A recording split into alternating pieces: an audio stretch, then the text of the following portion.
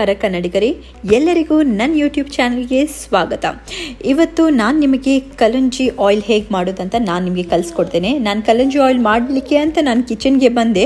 ಆವಾಗ ನನ್ನ ಪಾಪು ಉಂಟಲ್ಲ ನನಗೆ ಹೆಲ್ಪ್ ಮಾಡಲಿಕ್ಕೋಸ್ಕರ ಅವರು ಕೂಡ ನನ್ನ ಜೊತೆ ಕಿಚನ್ಗೆ ಬಂದರು. ಅವರು ಹೆಲ್ಪ್ ಮಾಡೋದಕ್ಕಿಂತ ಜಾಸ್ತಿ ಉಂಟಲ್ಲ ಎಲ್ಲ ಸೀಡ್ಸನ್ನು, ಮೇಥಿ ಸೀಡ್ಸನ್ನು ಪಿಲ್ಲಿ ಮಾಡಿದರು.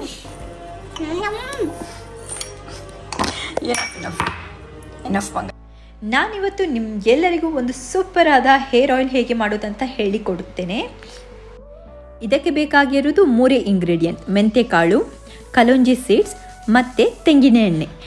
ನಾನು 1 ಟೇಬಲ್ ಸ್ಪೂನ್ ಮೆಂತ್ಯಕಾಳು ಹಾಗೂ 1 ಟೇಬಲ್ ಸ್ಪೂನ್ ಕಲೋಂಜಿ ಸೀಡ್ಸ್ ತಗೊಂಡಿದ್ದೇನೆ ಮತ್ತು 1 ಕಪ್ ತೆಂಗಿನ ಎಣ್ಣೆಯನ್ನು ನಾನು ತಗೊಂಡಿದ್ದೇನೆ. ಪ್ರಿಪೇರ್ ಹೇಗೆ ಮಾಡೋದಂತ ಇವಾಗ ನಾವು ತಿಳಿಯುವ ಮೊದಲು ಮೆಂತ್ಯಕಾಳು ಮತ್ತು ಕಲೋಂಜಿ ಸೀಡನ್ನು ನಾವಿವಾಗ ಗ್ರೈಂಡ್ ಮಾಡಬೇಕು. ಅದಕ್ಕೆ ನಾನು ಫಸ್ಟ್ಗೆ ಮೆಂತ್ಯಕಾಳನ್ನು ಮಿಕ್ಸರ್ಗೆ ಹಾಕ್ತಾ ಇದ್ದೇನೆ. ಮೆಂತ್ಯಕಾಳು ಸ್ವಲ್ಪ ಗ್ರೈಂಡ್ ಆದ ನಂತರ ನಾವು ಕಲೋಂಜಿ ಸೀಡ್ಸನ್ನು ಆ್ಯಡ್ ಮಾಡುವ. ಈ 2 ಐಟಮನ್ನು ಕೂಡ ಇವಾಗ ಸಣ್ಣದಾಗಿ ಉಂಟಲ್ಲ ಗ್ರೈಂಡ್ ಮಾಡಿ. ನೋಡಿ, ಗ್ರೈಂಡ್ ಎಲ್ಲ ಆಯಿತು. ಈ ಥರ ಕಾಣಿಸುತ್ತೆ ಗ್ರೈಂಡ್ ಆದಮೇಲೆ. ನಾನು ಈ ಆಯಿಲಿನ ಬೆನಿಫಿಟ್ಸ್ ಏನು ಅಂತ ನಾನು ಎಂಡ್ ಆಫ್ ದ ವಿಡಿಯೋ ನಿಮಗೆ ನಾನು ತಿಳಿಸ್ತೇನೆ. ಸೊ ವಿಡಿಯೋವನ್ನು ಕೊನೆ ತನಕ ನೋಡಲಿಕ್ಕೆ ಮಾತ್ರ ಮರಿಬೇಡಿ. ಇಲ್ಲಿ ನಾನು 1 cup of fresh coconut oil ತಗೊಂಡಿದ್ದೇನೆ.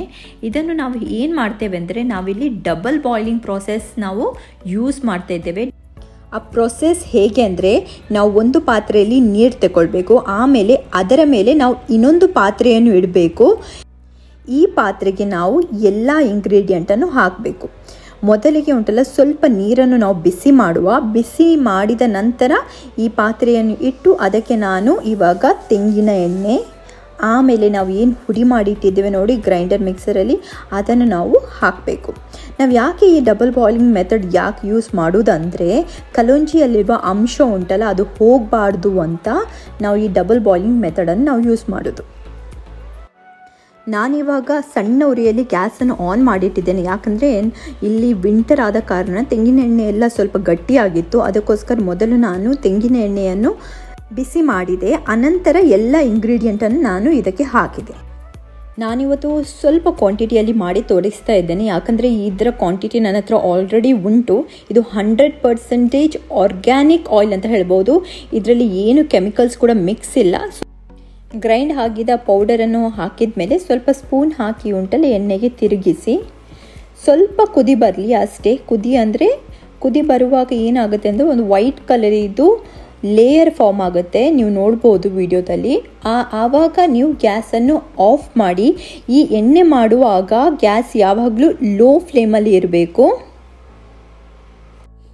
ಹೀಗೆ ವೈಟ್ ಲೇಯರ್ ಉಂಟಲ್ಲ ನೀವು ಫಾರ್ಮ್ ಆದಮೇಲೆ ಗ್ಯಾಸನ್ನು ಆಫ್ ಮಾಡಿ. ಆದರೆ ಉಂಟಲ್ಲ ಎಣ್ಣೆಯನ್ನು ಅದೇ ಬಿಸಿ ನೀರಿನಲ್ಲಿ ಒಂದು 15 ಮಿನಿಟ್ಸ್ ಹಾಗೆ ಬಿಟ್ಬಿಡಿ.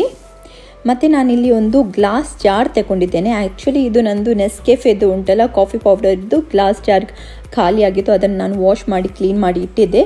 ಹಾಗೆ ನಿಮ್ಮ ಮನೇಲಿ ಯಾವುದಾದ್ರು ಗ್ಲಾಸ್ ಜಾರ್ ಇದ್ದರೆ ನೀವು ಯೂಸ್ ಮಾಡ್ಬೋದು. ನಾನಿವಾಗ ಎಣ್ಣೆಯನ್ನು ಈ ಬಾಟಲ್ಗೆ ನಾನು ಹಾಕಿ ಸ್ಟೋರ್ ಮಾಡ್ತೇನೆ. ಯಾಕಂದರೆ 15 ಮಿನಿಟ್ಸ್ ಆಲ್ರೆಡಿ ಆಗಿದೆ. ಎಣ್ಣೆ ಕೂಡ ಉಂಟಲ್ಲ ತಣ್ಣಗಾಗಿದೆ. ನೀವು ಈ ಎಣ್ಣೆಯನ್ನು ಫಿಲ್ಟರ್ ಮಾಡಲಿಕ್ಕೆ ಎಲ್ಲ ಇಂಗ್ರೀಡಿಯೆಂಟ್ ಆ ಎಣ್ಣೆ ಒಳಗೆ ಏನು ಉಂಟು ನೋಡಿ ಅದರ ಜೊತೆಗೇ ನೀವು ಈ ಬಾಟಲ್ಗೆ ಹಾಕಬೇಕು.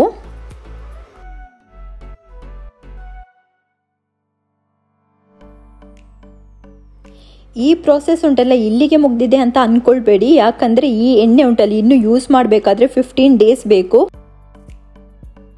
ಇನ್ನು ಈ ಎಣ್ಣೆಯನ್ನು 15 ದಿವಸ ಬಿಸಿಲಲ್ಲಿ ಇಡಬೇಕು. ನಾವು ಡೈರೆಕ್ಟಾಗಿ ಈ ಎಣ್ಣೆಯನ್ನು ಉಂಟಲ್ಲ ಬಿಸಿಲಲ್ಲಿ ಇಡಲಿಕ್ಕೆ ಆಗೋದಿಲ್ಲ. ಅದಕ್ಕೋಸ್ಕರನೇ ನಾವು ಗ್ಲಾಸ್ ಬಾಟಲ್ನಲ್ಲಿ ನಾವು ಎಣ್ಣೆಯನ್ನು ಸ್ಟೋರ್ ಮಾಡಿ ಅದನ್ನು ನಾವು ಬಿಸಿಲಲ್ಲಿ ಇಡಬೇಕು. ಈ ಎಣ್ಣೆಯನ್ನು ನೀವು ಒಂದು 7 ಡೇಸ್ ಆದ ನಂತರ ಕೂಡ ಉಂಟಲ್ಲ ನೀವು ಯೂಸ್ ಮಾಡ್ಬೋದು. ಬಟ್ 15 ಡೇಸ್ ನೀವು ಇಟ್ಟು ಯೂಸ್ ಮಾಡಿದರೆ ಇನ್ನೂ ಕೂಡ ಜಾಸ್ತಿ ಬೆನಿಫಿಟ್ಸ್ ನಿಮಗೆ ಸಿಗುತ್ತೆ. ಬನ್ನಿ ಹಾಗಾದರೆ ಈ ಕಲೋಂಜಿ ಆಯಿಲ್ನ ಸ್ವಲ್ಪ ಬೆನಿಫಿಟ್ಸನ್ನು ನಾವು ತಿಳಿದುಕೊಳ್ಳುವ. ಈ ಕಲೋಂಜಿಯಲ್ಲಿ ನಮ್ಮ ಕೂದಲಿಗೆ ಬೇಕಾಗುವ ಹಲವಾರು ಪೋಷಕಾಂಶಗಳು ಇದ್ದಾವೆ. ಕಲೋಂಜಿ ಸೀಡ್ಸನ್ನು ನಾವು ಕಪ್ಪು ಜೀರಿಗೆ ಅಂತ ಕೂಡ ನಾವು ಕರಿತೇವೆ. ಇದನ್ನು ಫಸ್ಟ್ ಬೆನಿಫಿಟ್, ಈಗಿನ ಕಾಲದಲ್ಲಿ ತುಂಬ ಎಳಿ ವಯಸ್ಸಿನಲ್ಲಿ ಎಲ್ಲರ ಕೂದಲು ಬೆಳ್ಳಗಾಗುತ್ತೆ. ಈ ಆಯಿಲ್ ಯೂಸ್ ಮಾಡೋದರಿಂದ ಮುಖ್ಯವಾಗಿ ನಿಮ್ಮ ತಲೆ ಕೂದಲು ಕಪ್ಪಗಾಗುತ್ತೆ. ಸೆಕೆಂಡ್ ಬೆನಿಫಿಟ್ ನಿಮ್ಮ ಕೂದಲಿನ ಸ್ಪ್ಲಿಟ್ ಎಂಡ್ಸ್ ಮತ್ತು ಹೇರ್ ಬ್ರೇಕೇಜನ್ನು ಕಡಿಮೆ ಮಾಡುತ್ತೆ.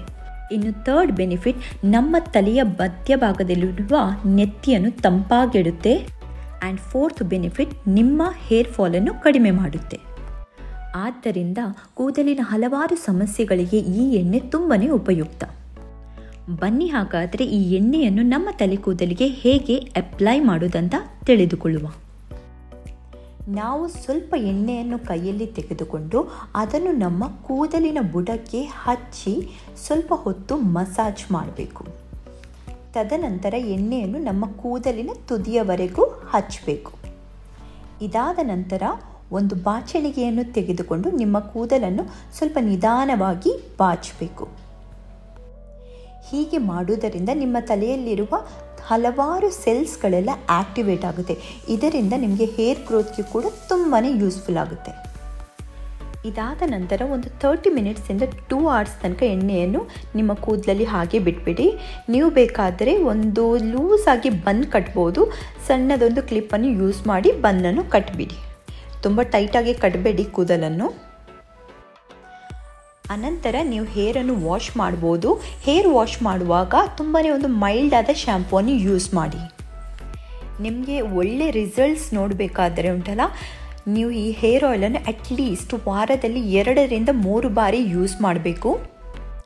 ನಾರ್ಮಲ್ ಆಗಿ ತಿಂಗಳಿಗೆ 1 ಸತಿ ಅಥವಾ 2 ಸಾರಿ ಉಂಟಲ್ಲ ಈ ಆಯಿಲ್ ಯೂಸ್ ಮಾಡೋದರಿಂದ ನಿಮಗೆ ರಿಸಲ್ಟ್ ಖಂಡಿತ ಸಿಗಲ್ಲ. ಈ ಆಯುರ್ವೇದ ಅಂದ್ರೇ ಹಾಗೆ. ನಿಮಗೆ ರಿಸಲ್ಟ್ ನೋಡಬೇಕಾದ್ರೆ ಉಂಟಲ್ಲ ಅಟ್ಲೀಸ್ಟ್ 3ರಿಂದ 6 ತಿಂಗಳು ತನಕ ಈ ಹೇರ್ ಆಯಿಲನ್ನು ನೀವು ಯೂಸ್ ಮಾಡಬೇಕು. ಸೊ ಇಷ್ಟೆಲ್ಲ ಈ ಕಲೋಂಜಿ ಹೇರ್ ಆಯಿಲ್ನ ಬೆನಿಫಿಟ್ಸ್. ಈ ವಿಡಿಯೋ ನಿಮಗೆ ಒಂದು ವೇಳೆ ಇಷ್ಟ ಆದರೆ ಉಂಟಲ್ಲ, ದಯವಿಟ್ಟು ಈ ವಿಡಿಯೋನ ಲೈಕ್ ಮಾಡಿ, ಹಾಗೆ ನಿಮ್ಮ ಫ್ರೆಂಡ್ಸ್ ಜೊತೆ ಈ ವಿಡಿಯೋನ ಶೇರ್ ಮಾಡಿ.